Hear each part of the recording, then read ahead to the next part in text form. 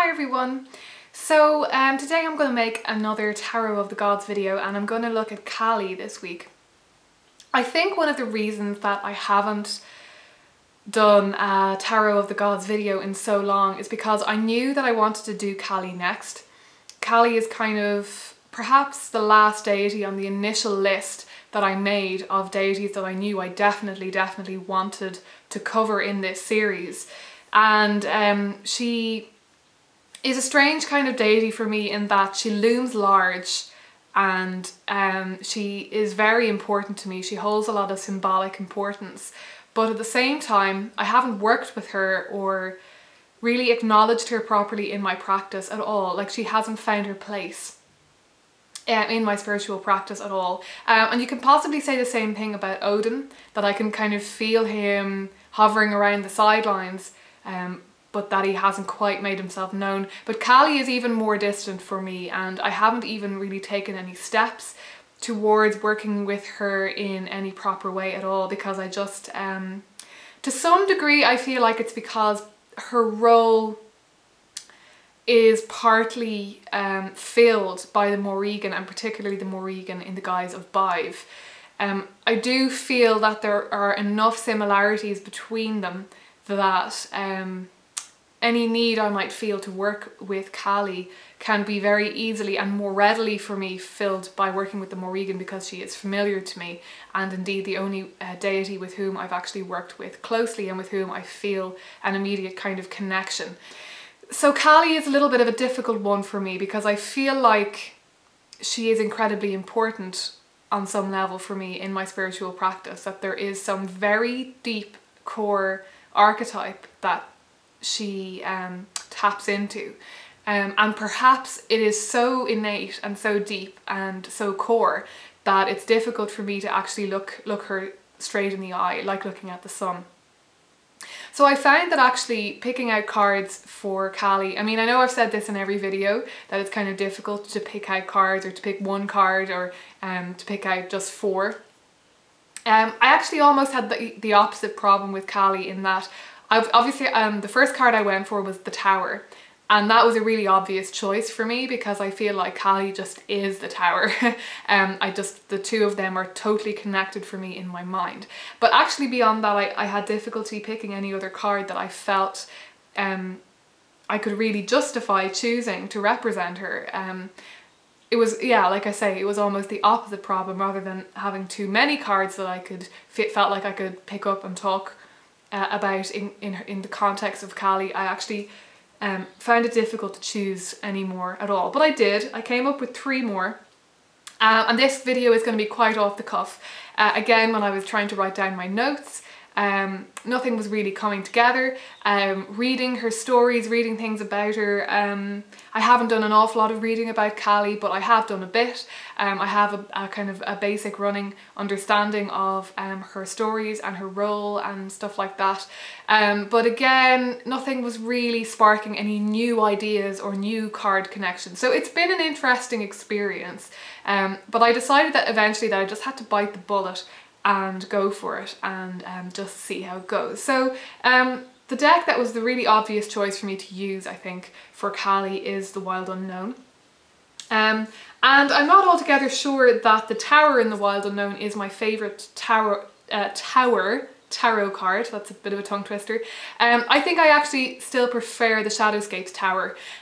I actually have a really strong connection with the Tower in general, and that might sound like a kind of strange thing to say, but I actually really like it as a card. When it shows up, I feel you know, a little bit trepidatious, but also kind of exhilarated, and perhaps it's because there's generally not enough Tower energy in my life, that I tend to allow things to stagnate, and that I've been going through a period of really intense shifting for years now, kind of in cycles of it. So the Tower is actually a pretty friendly card for me at this point. Like, it doesn't take me by surprise, and I often sort of, I can really relate to it, I suppose is what I'm saying. I would say that my favourite, like I said, my favourite Tower card is from the Shadowscapes deck, possibly because that was my first deck, and just because I think it's very beautiful and it does tap me into its connections with the idea of foundations and roots and stuff like that. But I think that this card is probably a better representation of Kali as the Tower, because it's a little bit more stark and it's a little bit less kind of... It focuses more, I think, on that just sort of core reality of Kali, which is just that element of destruction and chaos and death and just a clean end. You know, there's no bullshitting about it. Like, it's just, that's what it is. It is what it is. Whereas the Tower in Shadowscapes has a lot more nuance to it, perhaps. There's a lot more of an element of maybe hope, or that things are going to change, but the foundations are still there, or the important things are still there, or it's an opportunity to kind of clutter clear, you know, clear things out that are in the way and get to the core of things. Whereas Kali's connection with the Tower is a lot more stark and a lot more to the bone, I think. And I think I like the association of cutting to the bone with the Tower, and I feel like that is better represented in the Wild Unknown than it is in Shadowscapes. So yeah, I do think that this card is probably the single card that I would most associate with Kali as a deity. I like that there is the lightning and the fire kind of element. Again, has that very sort of primordial energy, and then the tree does kind of tie us into that idea of looking to your roots and looking to your foundations when a Tower moment or realization occurs. That when everything is swept away, you have to look at what you're left with.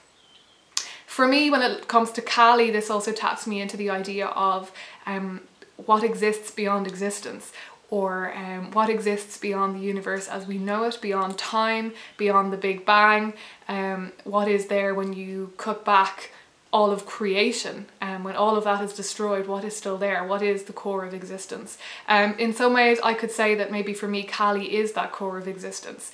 She is that primordial force of being, who brings things into creation and destroys them, though generally speaking when we look at Kali we do focus on her destructive aspect rather than her creative aspect.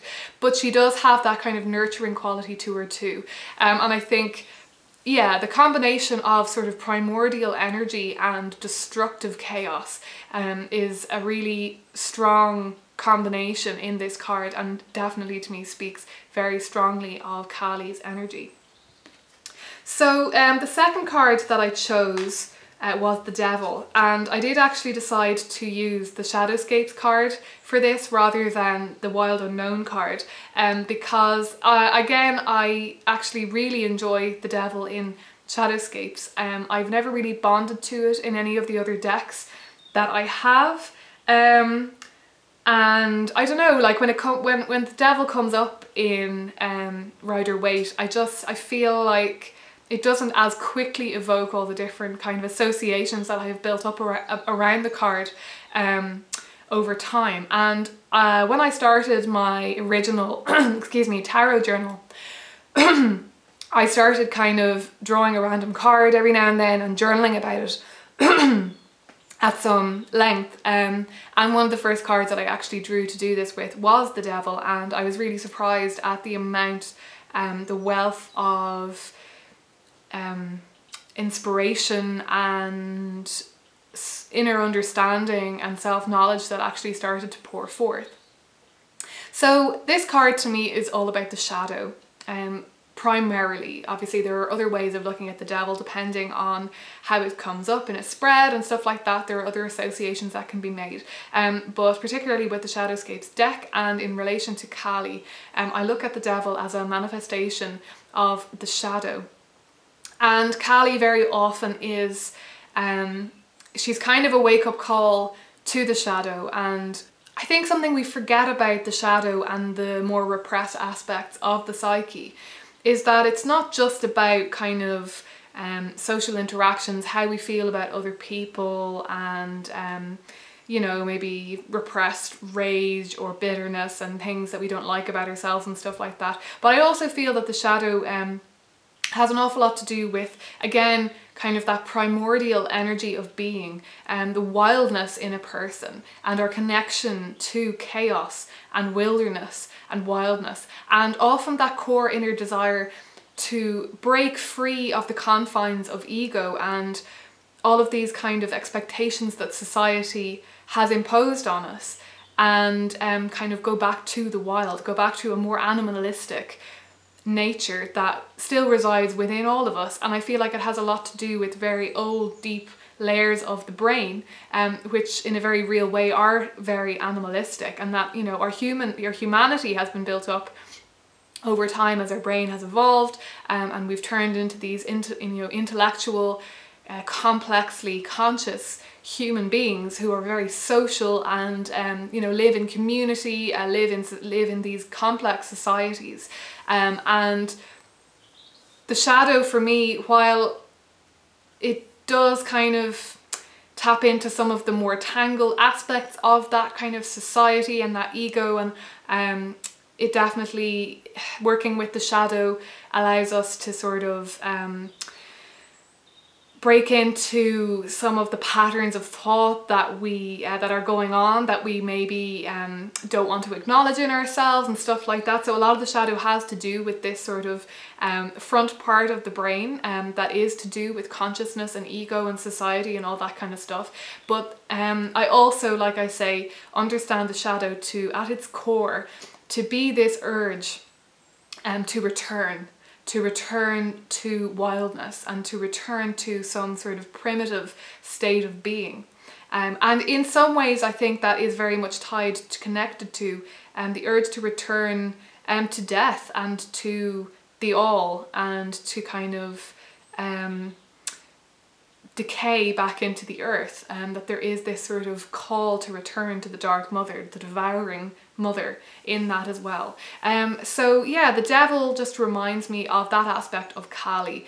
So in a way it kind of draws us back to the tower, back to that acceptance of chaos and release of ego and release of the world back into the chaos, the chaotic cycle that is the creation and destruction of the universe, of our human bodies, of the earth, of everything. And then of course, like on that more kind of social, egoic kind of level, there is the fact that Kali for me can remind me, she can be a wake-up call in a more sort of immediate way, in a sort of having those aha moments where you realise, oh, that thing that I was bitching about that person, that anger that I have towards her, or those bitter feelings, or that resentment, or that rage, or often that judgment, the judgment that I've placed on that person.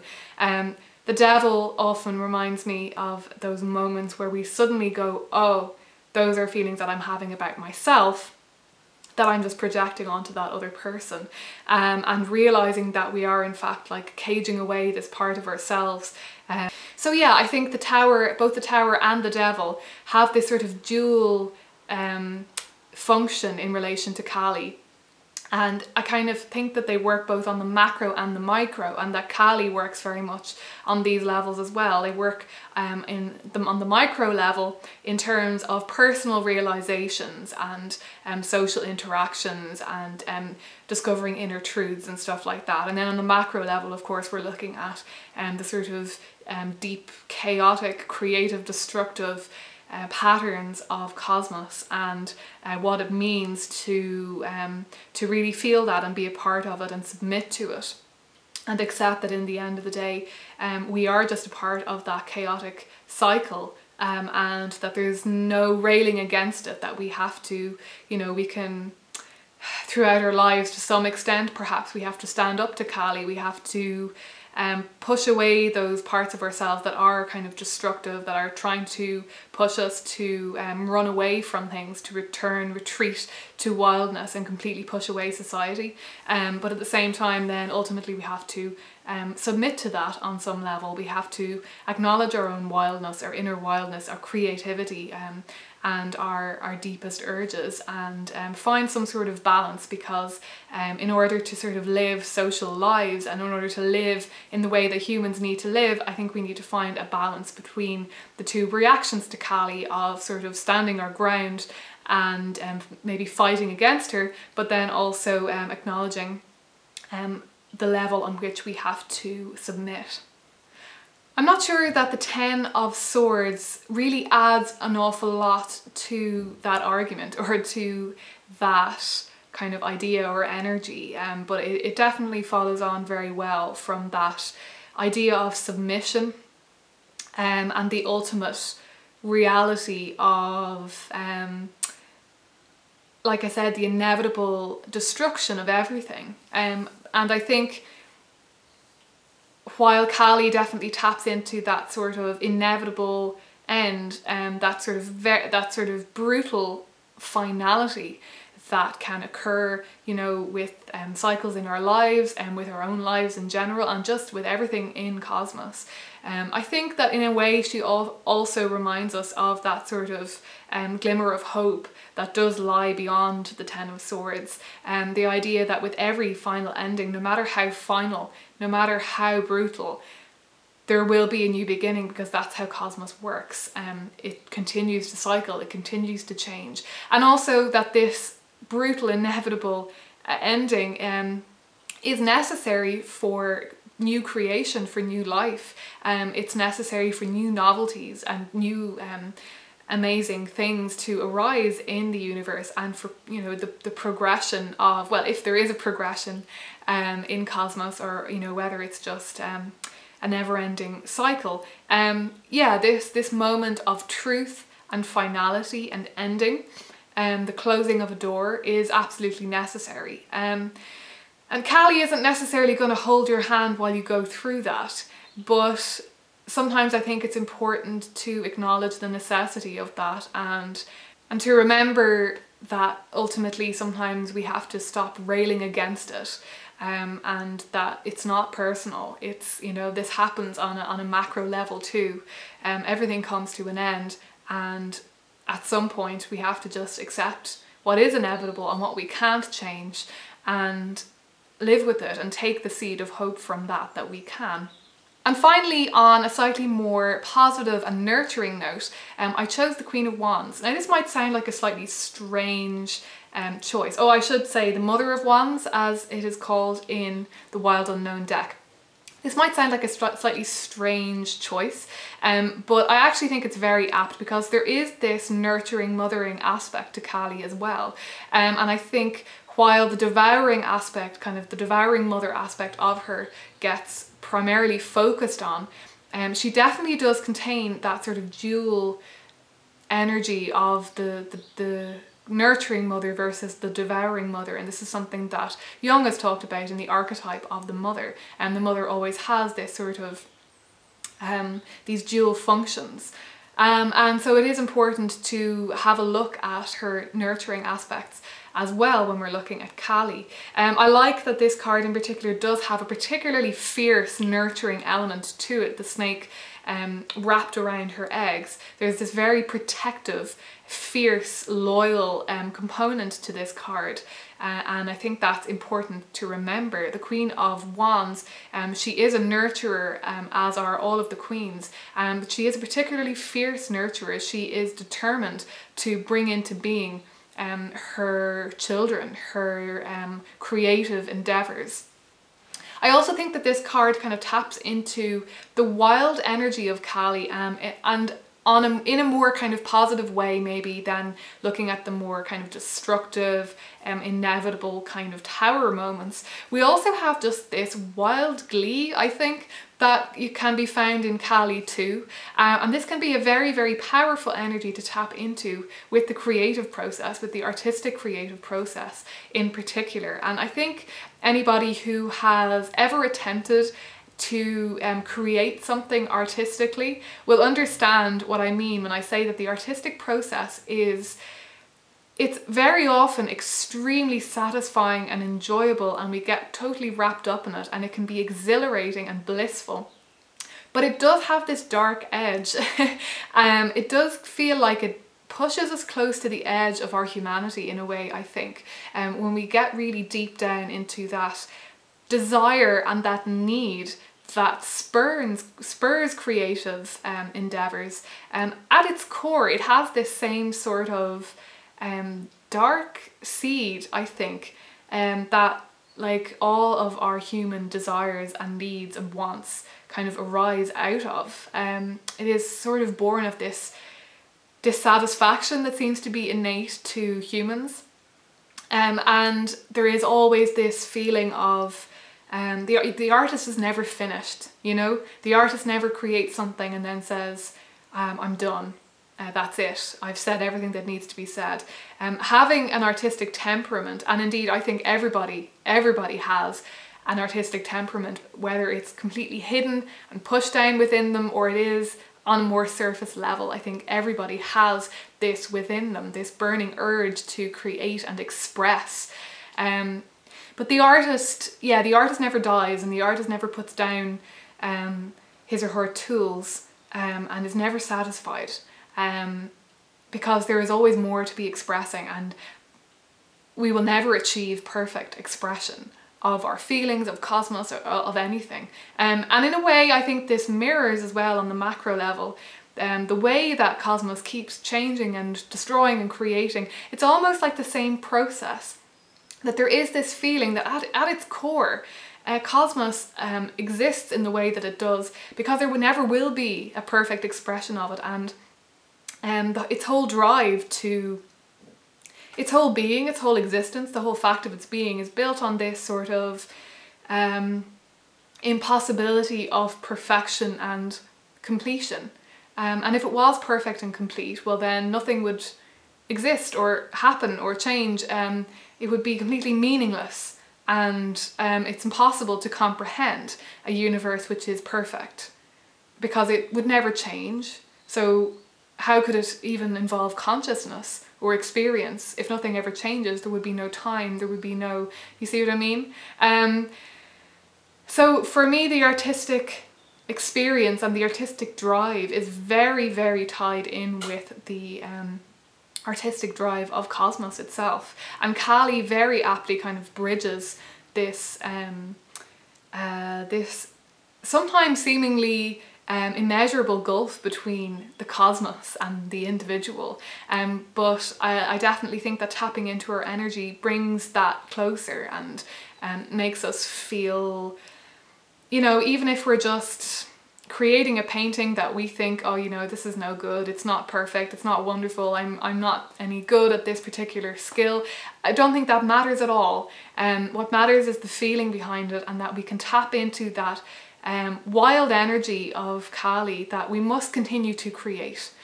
We must continue to strive forward, and you know, we will fail, things will be destroyed, everything comes back around again. So before I finish, I want to make an honorary mention of the Death card, which is another kind of obvious association to make with Kali. The reason I didn't include it as one of the key cards is twofold. I feel like the associations of the Death card with Kali have already been covered, particularly in the combination of, say, you know, the Tower and the Ten of Swords. Also, I have talked about the Death card before in relation to the Morrigan, and I feel like it's a card that kind of encompasses an awful lot of different death goddesses. But I wanted to mention it particularly because the tarot deck, Revelations Tarot, actually uses an image of Kali as part of that card.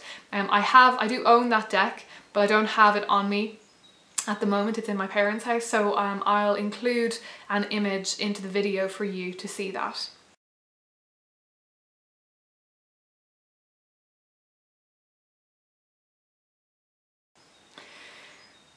So I'll leave it there because I think that's probably been a lot longer than I was expecting. I wasn't sure how that would go or what would kind of arise once I started talking about the cards, but I think I probably covered everything that I wanted to, or all the salient points. And yeah, as usual, if you have any requests for this series, do comment below and let me know, and I will try to get to them. Take care, guys.